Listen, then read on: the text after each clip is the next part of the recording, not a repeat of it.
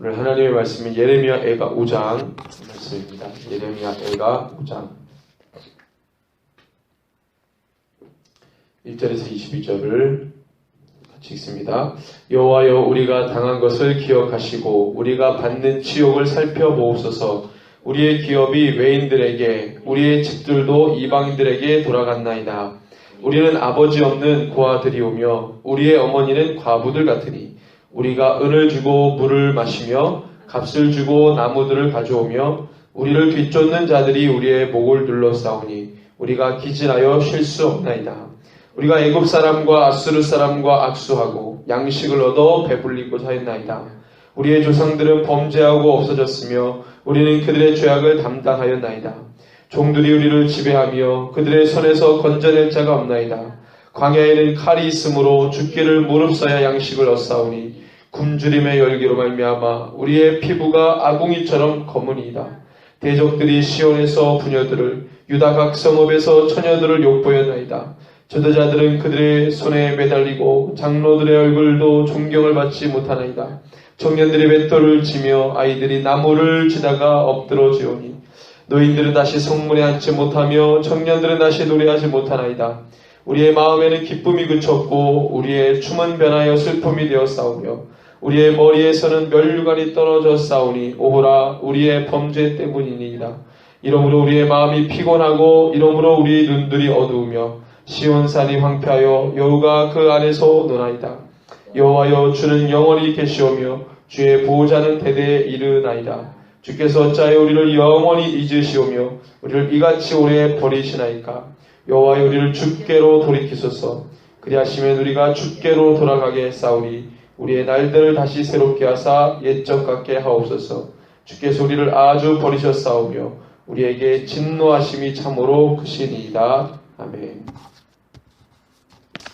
오늘 말씀의 제목은 신비한 은혜, 회개라는 제목을 가지고 예레미야 애가 5장 말씀을 함께 나누겠습니다. 오늘 말씀을 끝으로 예레미야 애가에 관련된 말씀은 우리가 끝이 나는데, 이 예레미야 애가가 주는 말씀의 요운이 물론 다른 성경들도 우리가 깊은 은혜들이 있지만 특별히 예레미야 애가 말씀은 이 눈물의 선지자라고 알려지는 예레미야가 정말로 가슴을 치면서 탄원하는 마음으로, 탄식하는 마음으로 주님 앞에 울며 고백했던 내용들이기 때문에 다른 성경보다도 그 여운이 깊게 남는 것 같습니다. 그래서 이 예레미야 애가 전체 1장부터 5장까지의 내용은 한 가지의 이유와 목적 때문에 쓴 것이죠. 기록된 것이죠. 그것은 정말로 주님 앞에서 코람데오 해야 될 이스라엘 백성이 하나님의 마음을 떠나버리고 하나님의 뜻을 전혀 깨닫지 못한 그 죄의 열매를 결국에 이스라엘 백성들이 먹게 되고 보게 되고 경험하게 되면서 처참한 결과들을 또 이렇게 보게 됩니다. 그로 말미암아 예레미야가 그 죄의 결과가 어떠한지 참혹하게 우리가 정말로 당연하게 여겼던 그 모든 상황들이 한 줌의 죄가 돼버리고 다 날아가서 정말로 이게 어떻게 이렇게 된 것이냐라고 황망한 마음으로 고백할 수밖에 없는 그런 죄의 결과를 예레미야 애가를 통해서 우리가 발견하게 되는데, 그 참혹한 죄의 결과를 가슴을 끌어안고 통곡을 하면서 주님 앞에 정말로 자기의 죄를 고백하고 마치 자기가 지은 죄처럼 이스라엘의 죄를 끌어안고 자기가 고백하고 통곡하면서 주님 앞에 나아가는 내용이, 그 한 가지의 목적의 내용이 바로 예레미야 애가의 1장부터 5장까지의 내용입니다. 특별히 우리 한 장 한 장 내용들을 봤지만 오늘 5장의 내용은 특별히 어떤 말씀에 우리가 좀 주목하고 싶냐면 21절 말씀입니다. 21절은 이제 우리를 돌이켜달라는 간절한 예레미야의 고백입니다. 우리를 돌이켜 주십시오. 우리가 이러한 죄를 지었습니다. 돌이켜 주십시오. 우리가 이러한 연약함이 있습니다. 우리를 돌이켜 주소서. 우리가 이러한 연약함과 잘못 때문에 하나님의 마음에서 떠나가고 멀어졌습니다. 우리를 돌이켜 주십시오. 우리가 세상을 의지했습니다. 우리가 애굽 사람과 아수르 사람을 의지했습니다. 그들을 통해 우리의 배를 불리려고 했습니다. 하나님 안에서 만족을 얻지 못하고 세상에서 만족을 얻으려고 했습니다.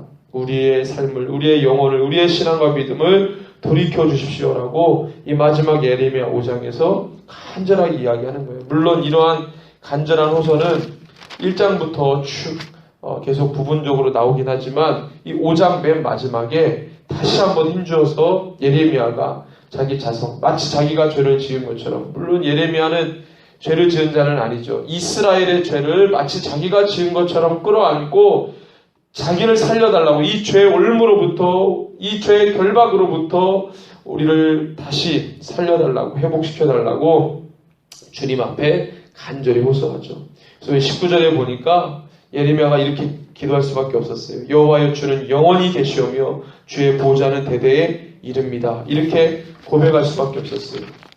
이런 고백이 나올 수밖에 없는 이유는 이 이스라엘이 이제는 없어질 것 같았어요. 이제 없어졌죠. 지면에서 이스라엘의 이 마지막 남유다의 죄로 말미암아 바벨론이 다 사람들을 다 끌고 가니까 마치 이 지면에 이스라엘이라는 것은 이제 없는 것 같이 보이는 거죠. 이스라엘의 흔적을 찾아볼 수가 없는 거죠. 예루살렘 성이 다 회파가 되고 그 하나님을 위해서 섬겼던 모든 성전의 기물들이 다 빼앗기고 정말로 아무렇지도 않게 그 성전을 무너뜨리는데, 정말로 이 예루살렘의 이 회파를 통해서 이스라엘이라는 이 민족 자체가 흔적도 없이 사라지는 것 같으니까, 그 이스라엘과 함께 하셨던 여호와 하나님이 영원하시다면 이스라엘 지금 풍전등화 있는, 아니 이제 한 줌의 죄가 되어버리는 이 이스라엘이 다시 한번 영원한 하나님과 함께 뭔가 회복을 꿈꿀 수 있지 않을까, 이러한 간절한 고백으로 19절에 여호와여, 주는 영원히 계시오며 주의 보좌는 대대에 이르나이다, 이렇게 고백하는 거예요. 우리도 마찬가지입니다. 극심한 죄 가운데 빠졌어요. 죄 가운데서 허우덕대다가 정말 그 죄의 열매를 먹을 수밖에 없는 상황에 이르렀어요. 앞과 뒤가 깜깜하게 막혀 있습니다. 하늘을 쳐다봐도 정말로 이 소망이 없는 것 같아요. 그때 고백해서 나오는 것이 주님은 영원하십니다. 왜냐하면 그런 고백을 하지 않으면 내 존재가 이 죄 때문에 눌려 압사당해가지고 흔적도 없이 사라질 것 같으니까 그 전에 나와 함께 하셨던 그 영원한 하나님 지금 한번 불러보는 거예요. 다시 한번 나와 함께 하시도록, 나와 함께 하신 하나님 다시 경험할 수 있도록 다시 영원하신 하나님을 고백하는 거죠. 그 마음을 가지고, 심정을 가지고 예레미야가 영원한 하나님 이렇게 고백하는 거예요. 그러나 여호와 당신은 영원히 앉아 계시니, 그 보좌에서 영원히 당신이 계시니 대대의 주님은 있을 것입니다. 그러니 이스라엘과, 그러니 나와 함께 해주십시오라고 예레미야가 울면서 주님 앞에 토로합니다. 그 20절에 주께서 어찌하여 우리를 영원히 잊으시오며 우리를 이같이 오래 버리시나이까. 이거는 현실의 문제죠. 우리와 영원토록 함께하기를 원합니다. 당신이 우리와 함께 주셔야만 합니다. 그리고 눈을 떠 현실을 보니까 처참하죠. 우리를 버리신 것 같죠. 내가 죄 가운데 허덕이고 정말로 어떻게 할지 모를 때 정말 눈을 떠서 보니까 현실이에요. 내 현실을 보면 나와 함께 하지 않는 것 같아요. 내 상황을 돌아보면 주님이 나와 함께 하지 않는 것 같아요. 눈을 감으면 그래도 주님의 소망이 보여요. 눈을 뜨면은 나에게 남은 것이 아무것도 없는 것 같아요. 지금 이러한 복잡한 마음으로 주님 앞에 나가는 거예요. 그게 예레미야의 심정이었습니다. 그러면서 마지막 21절에는 여호와여, 우리를 주께로 돌이켜 주십시오. 그러하시면 우리가 주께로 돌아가겠습니다. 우리의 날들을 다시 새롭게 해 주십시오. 옛적 같이 하게 해 주십시오. 옛적과 같이 주님과 함께 동산을 걸고 주님이 함께 주의 거룩한 영을 보내주셔서 우리의 예배를 받으시고 우리의 제사를 받으시고 우리가 여기서 하나님께 기도하면 주님이 들으시는 그 영적인 관계, 친밀한 관계, 사랑의 관계, 그런 온전한 관계가 다시 회복되고 일어나기를 원합니다. 이렇게 예레미야가 고백하면서 나가는 거예요. 우리가 주님을 바라볼 수가 없어요. 주님이 우리를 붙들어 주셔야 우리가 주님께로 갈 수 있다는 거예요. 주님이 우리에게 당신의 얼굴을 향하여 주지 않으면 감히 주님께 나아갈 수 없는 거예요. 그러니까 제발 부탁입니다. 주님이 우리에게 긍휼의 얼굴을 돌이켜주세요. 주님의 얼굴을 내 쪽으로, 주님의 그 손길을 나에게로 먼저 뻗어주세요. 그럼 우리가 주님께로 갈 수가 있습니다라고 예레미야가 고백하잖아요. 사실은 예레미야는 하나님이 얼마나 진노하셨는지를 잘 알고 있었어요. 왜냐하면 수십 년 동안 이스라엘 백성들을 바꾸려고 그렇게 애를 썼지만 이스라엘이 돌아오지 않았거든요. 결국에는 하나님의 진노의 잔을 피해갈 수가 없었어요. 너무나도 힘든 상황이죠. 어떻게 하면 좋지? 이 죄의 중압 때문에 하나님의 엄청난 진노 가운데 우리에게 쏟아부으시는데, 그 진노를 내가 아는데, 내가 하나님의 그 어마어마한 진노를 아는데, 그 진노의 무게감을 아는데, 그 징계의 참혹함을 아는데, 감히 하나님께 회복시켜달라고, 우리에게 다시 긍휼을 베풀어달라고 감히 이야기할 수 없는 걸 예레미야가 너무 잘 알죠. 근데 그 무거운 마음을 안고 주님 앞에 염치가 없지만 주님께 구하잖아요. 그게 바로 회개입니다.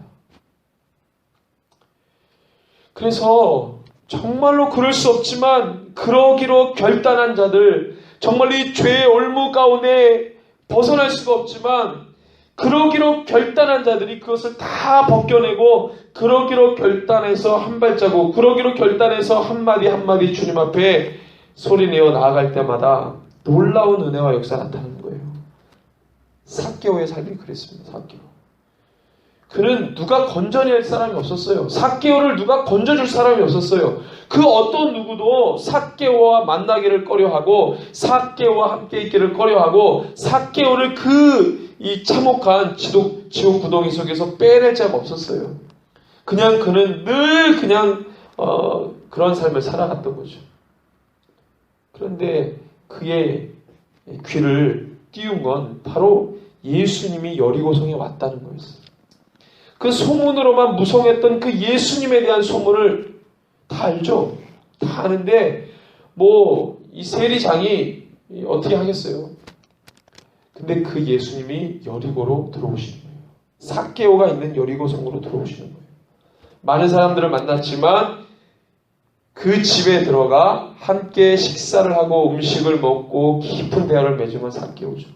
여리고에서 수많은 사람들에게 말씀을 전하셨지만 실제로 죄의 고백을 받고 예수님을 만나고 회개의 엄청난 은혜로 나온 자는 바로 삭개오 하나를 기록하고 있습니다. 이 회개라는 것은 어마어마한 능력이 있습니다. 이 회개라는 것은 어마어마한 은혜가 있습니다. 신비한 은혜예요. 회개만이 주는 신비한 은혜가 있습니다. 그럴 수 없지만 그러기로 결단하고 나아가면 하나님께서 놀라운 은혜와 놀라운 은혜라는 것은 하나님과의 친밀함이죠. 다른 것이 아니라 하나님과의 친밀함을 경험하는 거죠. 하나님과의 친밀함을 경험하고 그 친밀함을 느끼는 거죠. 그래서 더 하나님에 대한 지식이 많아지고 더 하나님에 대한 마음과 뜻을 깨닫게 되고, 물론 여전히 부족하겠지만 그럼에도 불구하고 더 주님과 친밀하다는 것을 느끼고 내가 하나님께 구할 수 있다는 것을 그 무엇보다도 감사하게 되고, 그것이 바로 신비한 은혜의 회개입니다. 회개부터 시작이 되는 거예요. 나의 삶에 늘 이 회개가 일어나는 거예요. 나의 삶에 늘 주님과의 독대하는 시간, 골방에 들어가 주님과 깊이 교제하고 주님과 서로 나누고 교통하고 소통하는 이 친밀함이 바로 회개죠. 그래서 주님과 함께 있는 자는 늘 자기 자신을 돌아보게 되고 회개합니다. 늘 내 머릿속에서 내 마음속에서 주님에 대한 이 마음들이 계속 일어나게 되는 거예요. 그래서 그렇게 되면 어떻게 됩니까? 내 삶의 육신의 자아와 늘 싸우잖아요. 내 속에서 거룩한 영과 육체의 영이 싸우게 되는 거예요. 바울이 얘기했던 것처럼 오호라 나는 공고한 자라. 이 사망의 몸에서 누가 나를 건져내랴. 이 바울이 계속해서 이 영적인 싸움을 어마어마하게 합니다. 그 고백을 하게 돼요. 베드로도 그렇게 말합니다. 우는 사자가 두루 다니면서 삼킬 자를 찾는다 그랬어요. 영적인 싸움을 말하는 겁니다. 우리는 이 시대에 살면서 우리는 이런 영적인 싸움을 하는 거예요. 그러면서 하나님 편에 선 자는 이 육신의 모든 것들을 끊어버리려고 하고, 그러면서 어떻게 합니까? 회개하는 거죠. 내 육신에 이것을 후회하고 끊기로 결정하고 결단하고 다시 한번 주 앞에 나아가는 것. 이러한 어떤 노력들과 이런 것들이 계속적으로 일어나는 것이 바로 회개, 바로 그것이 신비한 은혜죠. 그래서 회개만이 주는 은혜가 있습니다. 회개를 통해서 오는 신비한 은혜가 있어요. 이 회개를 통해서 오는 신비한 은혜, 왜 신비한 은혜라고 하냐면 회개를 통해서만 오기 때문에 그렇습니다. 회개하지 않으면 이 은혜를 도무지 받을 수 없는 거예요. 회개하지 않는데 오는 은혜는 하나님이 주신 은혜가 아니죠. 그건 내 감정이 동해가지고 감정이 움직이는 거지, 내 심장 박동수가 올라가서 내 감정이 두근거림이지, 그건 은혜라고 말할 수 없죠. 이 회개를 통해서만 오는 신비한 은혜가 있습니다. 그래서 이 예레미야는 이 고백을 통해 이 이스라엘이 이제 주님의 뜻 가운데 놓여졌으니, 주님의 손에 들려졌으니 하나님의 뜻에 의해 이제 죄의 열매를 먹었어요. 그 죄를 담당해야 돼요. 여기 말씀해 보니까 이 7절에 이렇게 말합니다. 우리의 조상들은 범죄하고 없어졌으며 우리는 그들의 죄악을 담당하였나이다. 7절에 이렇게 얘기해요. 감당했다는 것이죠. 헬라어 직역으로 보면 우리 조상들이 죄 지었으나 그들은 없어지고 우리가 그들의 죄악들을 짊어지게 되었다.